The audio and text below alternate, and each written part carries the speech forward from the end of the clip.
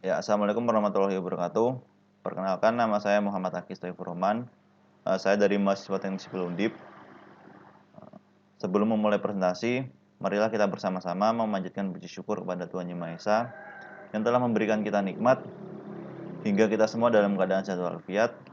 Nah, pada kesempatan kali ini, saya akan menyampaikan hasil analisis saya dari tugas meringkas mengenai rekayasa nilai pada proyek pembangunan 25 Avenue dan Jalan Rel Union Pacific studi kasus 2. Nah, review singkat ini bersifat teori ataupun data yang bisa saya pertanggungjawabkan. Oke, tidak perlu lama-lama, langsung menuju ke materi saja.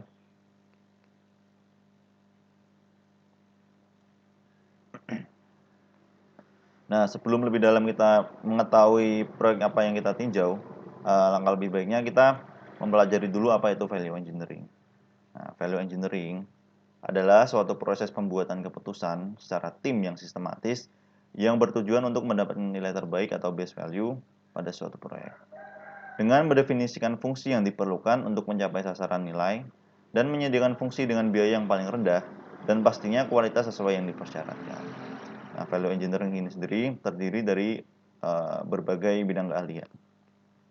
Value engineering mempunyai beberapa prinsip, antara lain adalah sebagai berikut. Yang pertama adalah improve quality, kemudian enhance performance, meningkatkan performa, increase efficiency, meningkatkan efisiensi, kemudian reduce cost. Pada presentasi kali ini ada beberapa poin yang akan saya sampaikan, yaitu yang pertama mengenai rangkuman secara umum dulu, kemudian setelah itu mengenai value engineering study report yang mencakup beberapa fase, yaitu ada information phase, function, creative idea, evaluation, dan development.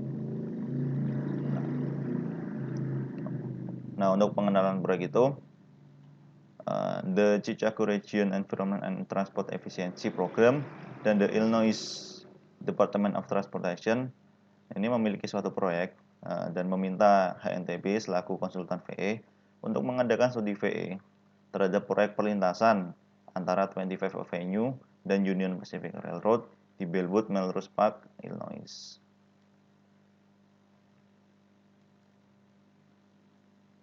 Nah, dari tim HNTB sendiri memiliki beberapa metode dalam menganalisis value engineering. Nah, berikut adalah metode yang digunakan oleh tim HNTB. Ada yang pertama yaitu pre-workshop planning, kemudian ada information gathering, pengumpulan informasi, ada analisis fungsi, kemudian ada fase kreatif, kemudian evaluasi, pengembangan, kemudian dipresentasikan, dan setelah dipresentasikan dan disetujui oleh owner maupun stakeholder, tinggal pengambilan keputusan untuk diimplementasikan. Nah, tujuan dari pembangunan proyek ini adalah untuk menghilangkan titik konflik antara 52 kereta barang, 59 kereta metra, dan 19.000 kendaraan per hari. Tidak hanya pemisahan kelas yang mengurangi kemacetan dan meningkatkan keselamatan, tetapi adanya proyek ini, proyek overpass ini akan juga menghemat 28.400 jam per tahun keterlambatan pengendara dan memastikan waktu respon yang lebih baik untuk kendaraan-kendaraan darurat seperti misalnya pemadam kebakaran dan ambulans. Nah, proyek ini terletak di antara Jalan Green Street dengan Jalan 25 Avenue. Nah, berikut adalah gambar lokasi proyek pembangunan overpass. Overpass melintasi Jalan Railroad Union Pacific.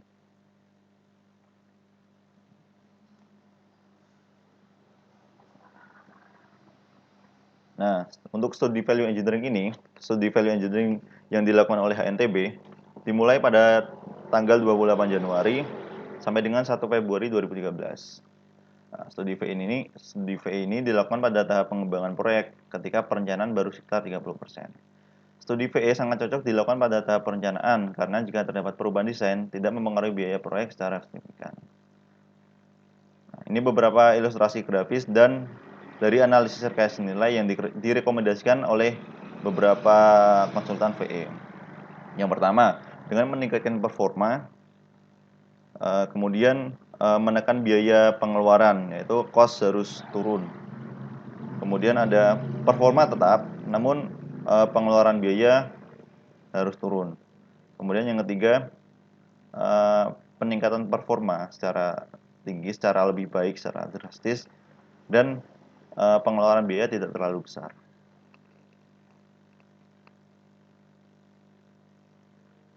Nah, berikut adalah tujuan dan sasaran dari proyek pembangunan ini. Ada mengurangi kemacetan, keselamatan, dan operasional lalu lintas, dan lain-lain. Dalam pembangunan suatu proyek pasti kita akan menjumpai beberapa kendala. Nah, berikut kendala yang kemungkinan diproyeksikan oleh tim VE maupun tim desain akan terjadi. Yang pertama ada dampak fasilitas kereta api yang ada. Pastinya ketika kita melakukan sebuah proyek pekerjaan itu akan mengganggu lalu lintas yang ada di situ, termasuk kereta api dan kendaraan. Kemudian selain itu ada jadwal pembebasan lahan pasti terganggu, terkendala, dan lain-lain. Selain kendala, kita juga mengidentifikasi beberapa resiko sepanjang pekerjaan proyek ini. Itu ada beberapa yang saya dapatkan, seperti pembebasan lahan, kemudian ada bangunan yang tidak memiliki bukti sertifikat, kemudian funding deadlines atau pengumpulan dana itu juga bermasalah ketika dana sedang dibutuhkan namun tidak ada. Kemudian ada pengalihan rute lalu lintas. Pastinya ketika kita akan membangun suatu proyek, terlebih itu adalah proyek transport, pasti akan membutuhkan pengalihan lalu lintas. Dan itu pasti akan mengakibatkan kemacetan pada salah satu jalan yang terdampak. Selain itu ada kendala space untuk pembuatan retaining wall atau dinding penahan tanah. Kemudian risiko mengenai penanganan limbah itu juga harus kita perhatikan. Terus ada kurangnya akses kontraktor ke lokasi konstruksi ini untuk mobilisasi mungkin juga akan terkendala. Selanjutnya ada evaluasi ulang mengenai dokumen lingkungan. Nah, ini lingkungan harus kita pertimbangkan juga dalam melakukan pembangunan. Nah, ini identifikasi risiko yang telah dibuat oleh tim studi VE. Yang paling atas merupakan risiko yang paling urgen, yang paling harus ditangani, yaitu mengenai pembebasan lahan. Kemudian ini udah urutnya dari risiko yang tertinggi sampai risiko paling rendah. Risiko paling rendah kita dapatkan yaitu akses selama masa konstruksi. Gitu. Nah, setelah itu kita menganalisis proyek. Nah, analisis proyek ini ada beberapa aspek yang kita tinjau, yaitu ada user, owner, stakeholder, keinginan dan kebutuhan, ada perkiraan biaya dan analisis biaya, kemudian fase analisis fungsi, habis analisis fungsi fase ide kreatif, setelah ide kreatif dipaparkan, kemudian ada fase evaluasi. Nah, ini untuk aspek user, owners, dan stakeholder. Nah, sebelum mengelompokkan ini, alangkah lebih baiknya kita mengetahui dulu apa itu user, owners, dan stakeholder. User adalah pengguna, pengguna yang secara fisik menggunakan proyek atau mengelola proyek. Owners adalah pemilik proyek, pemilik yang bertanggung jawab untuk mendanai proyek tersebut. Kemudian stakeholder adalah siapa saja yang secara finansial dipengaruhi oleh perubahan kebiasaan atau rekreasi atau peduli lingkungan terhadap proyek. Nah, dari analisis yang ada, user dan stakeholder lebih banyak berpengaruh pada proyek ini. Nah, berikut pengelompokannya. Di sini yang berperan sebagai owner adalah Village of Bellwood, Village of Melrose Park, dan Union Pacific Railroad. Nah, ini sisanya kebanyakan sebagai user, pengguna, dan stakeholder. Seperti Cozy O'Brien Recycling, ini adalah bangunan di sekitar proyek. Kemudian ada Roosevelt Junior High School, ini juga bangunan sekitar proyek yang otomatis terdampak atau sebagai pengguna. Kemudian pengelompokan mengenai kebutuhan dan keinginan. Kebutuhan adalah fungsi yang mutlak harus dipenuhi dalam proyek dan diharuskan oleh pengguna, pemilik, dan pemangku. Itu diwajibkan harus ada kebutuhan. karena ini merupakan tujuan dari proyek itu dilaksanakan. Kemudian ada keinginan. Nah, keinginan ini fungsinya tidak mutlak diperlukan, tapi harus dipenuhi jika tidak ada kendala mengenai biaya. Nah, artinya jika ada biaya yang berlebih, maka itu wajib dipenuhi keinginan juga. Karena ini bersangkut dengan menyangkut produktivitas dari proyek itu. Nah, ini ada beberapa pengelompokan dari proyek tersebut. Seperti improve mobility, meningkatkan mobilitas, itu masuk ke dalam kebutuhan.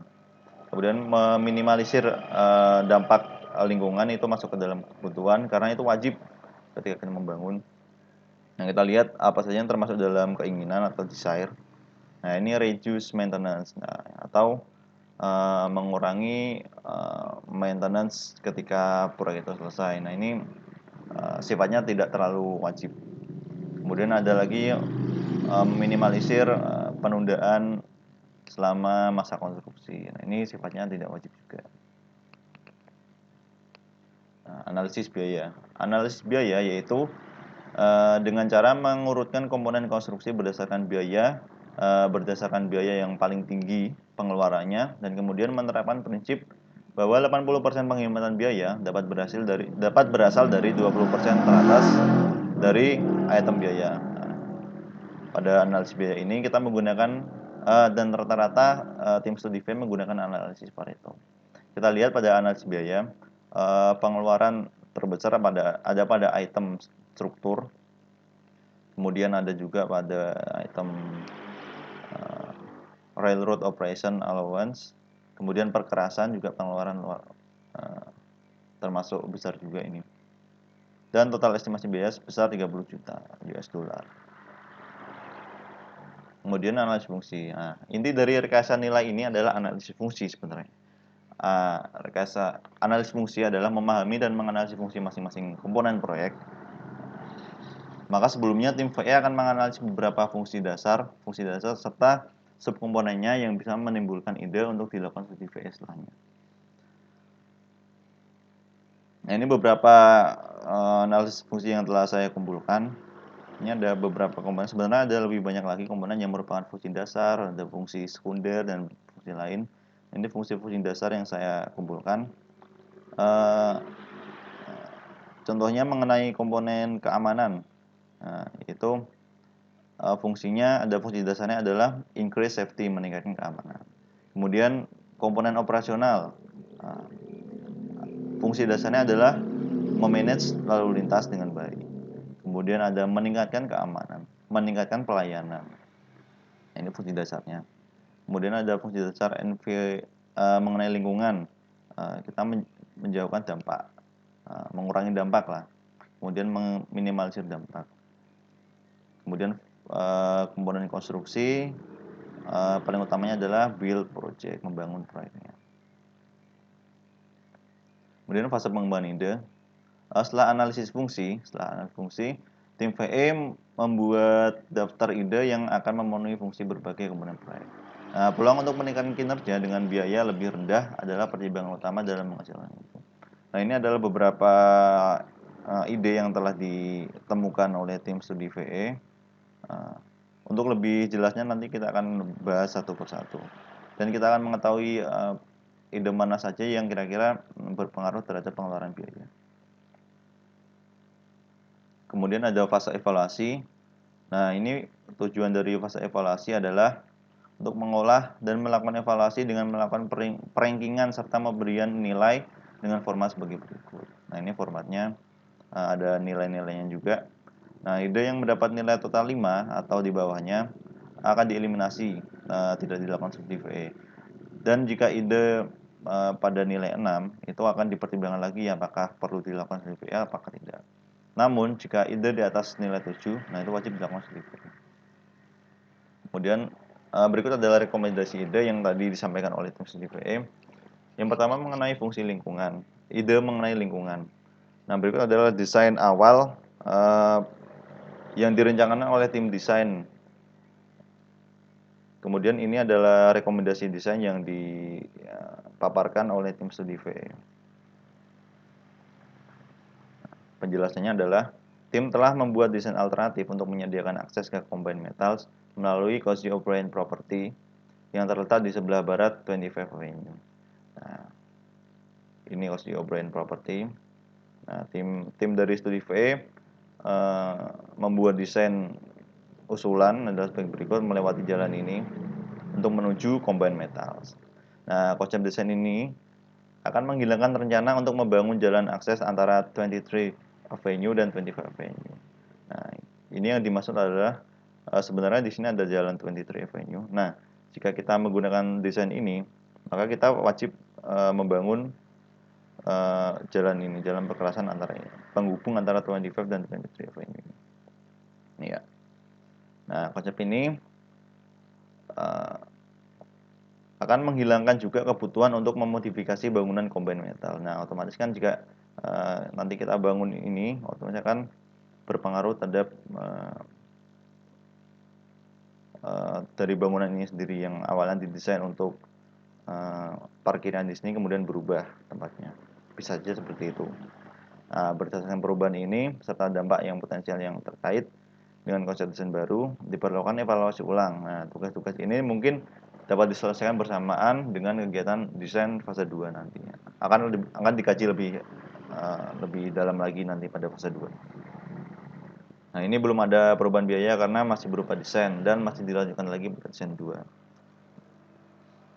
Kemudian desain ide kedua mengenai right of way, yaitu fokusnya adalah mereview schedule pembebasan lahan.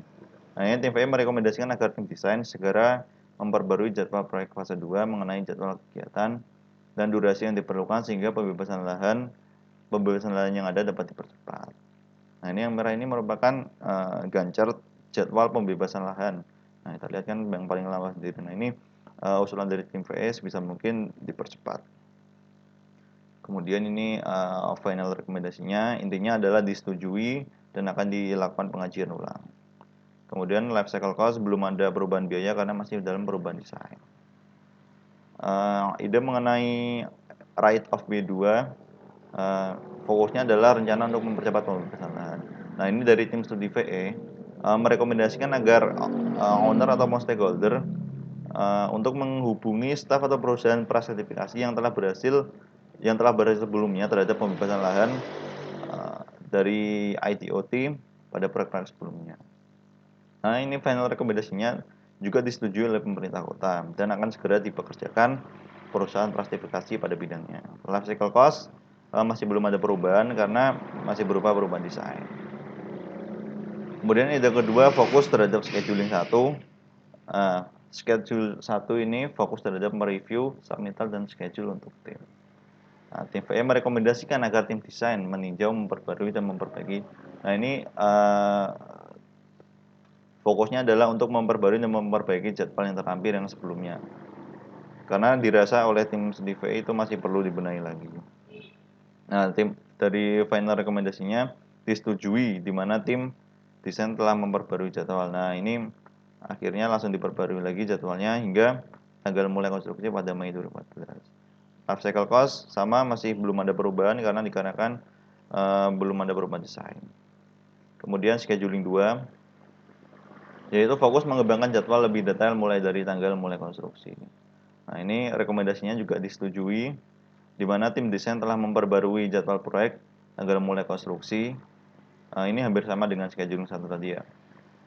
Dan life cycle cost-nya belum ada perubahan biaya dikarenakan masih berupa perubahan desain. Kemudian ide selanjutnya yaitu STM1 ini berkenaan dengan drainase.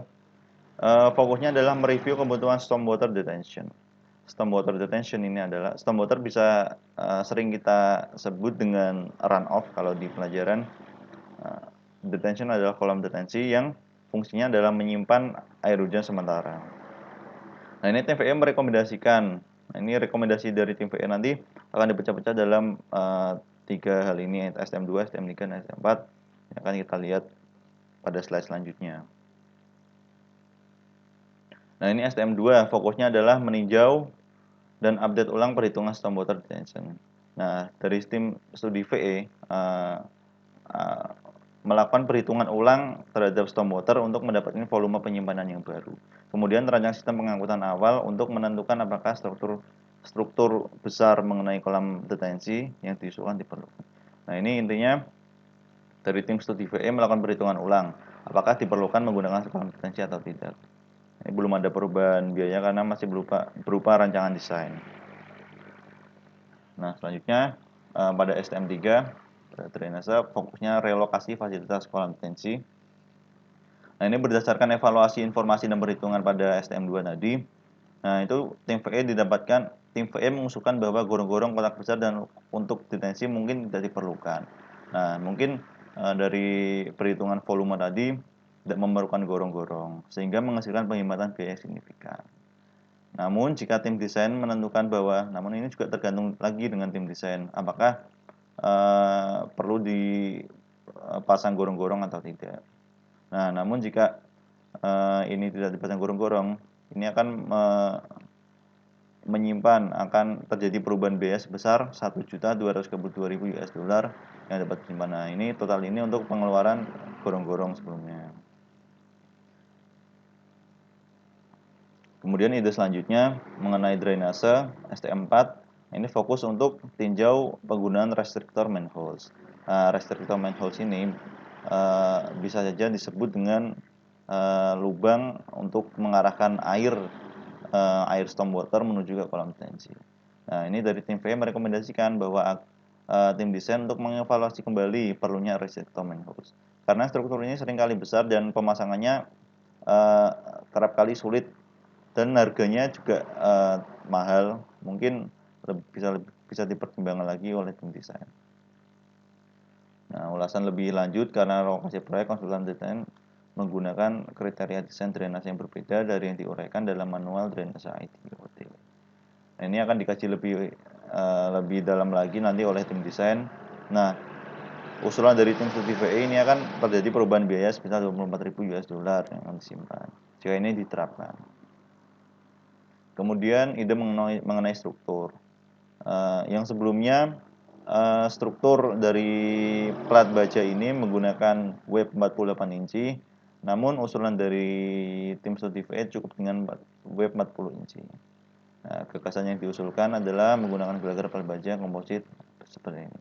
Nah, dengan otomatis perubahan dimensi plat baja, nah ini akan berpengaruh terhadap pengeluaran biaya. Dan jika tim desain menuruti dari usulan tim studi VE, maka akan didapatkan penghematan biaya sebesar 186.000 US dollar. Nah, ini adalah gambar rancangan dari struktur plat baja tadi. Yang merah ini merupakan usulan dari tim studi VE dengan dimensi 40 inci, kemudian yang hitam adalah usulan dari tim desain 48 inci. Kemudian ide masih mengenai struktur 3A. Nah, ini ada usulan lagi dari tim studi VE untuk memindahkan penyangga selatan 10 feet ke utara dan memindahkan penyangga selatan satunya lagi 5 feet ke utara. Nah, struktur ini akan dihasilkan 4 span dengan bentang 100, 110, 100, dan 100. Nah, gunakan steel plate girder dengan web sedalam 40 inci dengan benang yang lebih pendek. Gelagar plat baja web 40 inci ini akan masuk akal. Juga akses truk ke combine metal telah direvisi. Ini memungkinkan lokasi penyangga selatan dipindahkan 10 kaki ke utara. Nah, ini maksudnya jika masih menggunakan desain awal, maka akses untuk menuju combine metal oleh truk akan terhambat. Namun jika ini jadi dipindah sesuai dengan usulan tim studi VE, ini akan memudahkan truk untuk mengakses ke combine metal. Nah, jika usulan ini diterapkan, maka ada perubahan biaya sebesar 271.000 US dollar. Nah, ini adalah gambaran dari usulan tadi. Nah, ini yang hitam adalah rancangan desain sebelumnya, kemudian usulan dari studi VE adalah yang merah ini digeser sejauh 10 feet ke utara, kemudian satunya digeser 5 feet ke utara. Nah, berikut adalah kesimpulan penghematan biaya yang telah diterima jika kita menggunakan studi VE.